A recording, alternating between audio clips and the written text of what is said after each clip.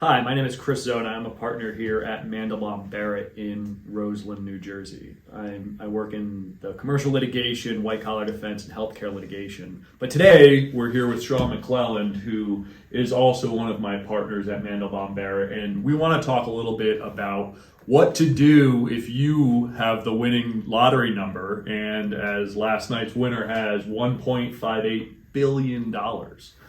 So if you don't know, this was the second largest single person winner in the history of the United States. They're going to take home something around $800 million. But there are some interesting rules and laws about when they're actually going to be disclosed. So there may be up to, for a Florida winner, 9 months of lead time. So Shawn, what should someone who is about to come into this absorbent amount of wealth, or even a smaller number, a large life-changing amount of money, be doing in that 9 month or substantial lead time before they actually disclose to the public? Well, the simplest answer is planning, right? The worst thing you can do is run out immediately and cash the ticket without talking to financial advisors and attorneys about what's the best way to take the payments if you haven't already made the choice, and what do I do once I receive the funds that allows me to preserve those funds, okay, and your own health and well-being. So when you say, either lump sum payment or I guess an annuitized payment over a period of time, I think for Mega Millions it's over 30 years. Yeah.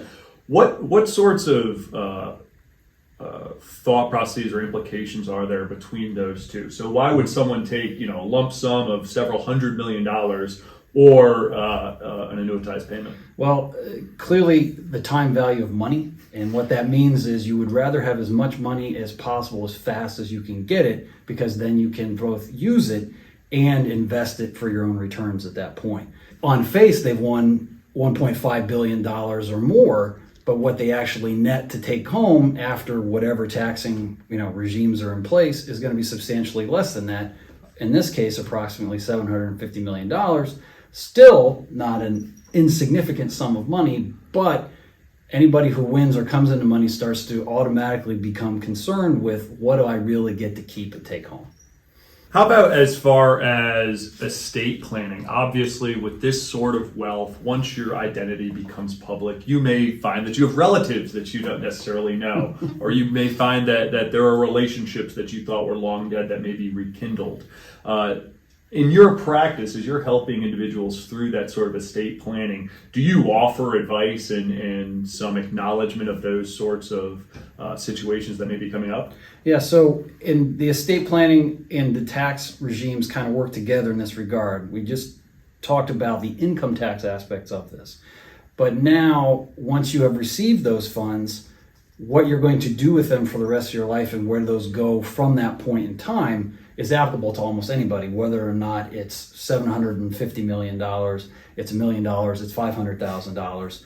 You're going to plan at some point how those funds get from you to whomever you desire to have them, and the best means of protecting them from, relatives that come out of the woods that you didn't know of, a crazy cousin, or something of that nature. Yeah.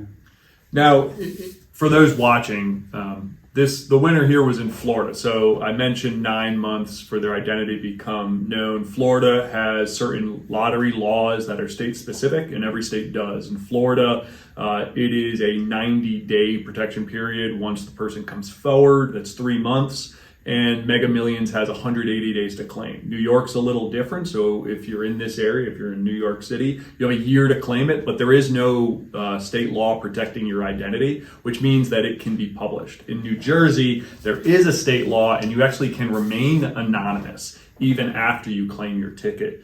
So, Shawn, what are some of the benefits versus negatives for remaining anonymous versus coming out and telling individuals that you are actually the winner?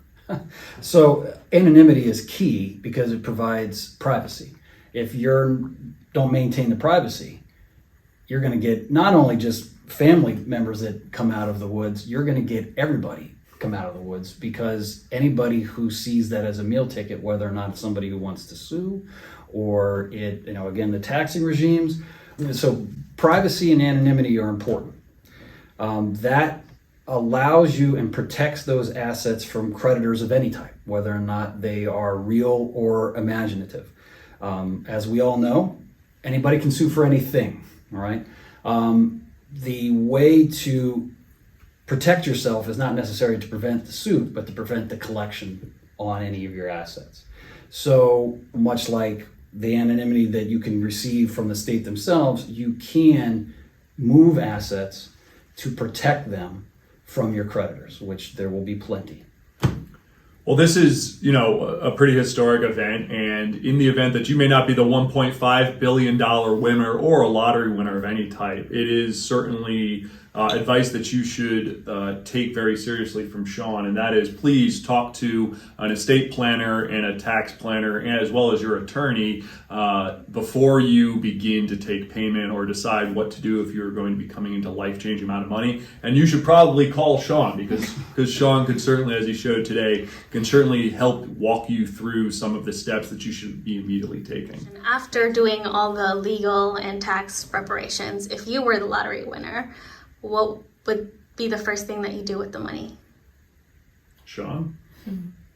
I've actually thought about this quite, because you never know. I mean, you have to actually play in order to win, but, everybody aspires to be somehow taxable in some fashion of that nature. I think it happens. I'd be looking for avenues to move it to succeeding generations as efficiently and as quickly as possible. Everybody's going to say, I want to buy this or I want to buy that.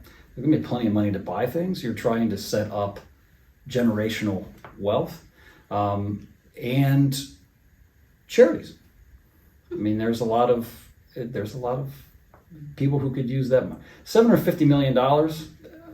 You're not going to spend $750 million in your lifetime. If you tried, anybody could try. Shawn, I will disagree. I would likely buy a $250 million super yacht and Ray Dalio's former $150 million mansion in Greenwich, and that would chew through about $400 million. Well, then you still haven't spent $300 million. So whatever that turns into over time is what you're trying to preserve. And at that point, I'd go see Shawn and ask him how to best play on my estate of $300 million. Thanks, everybody.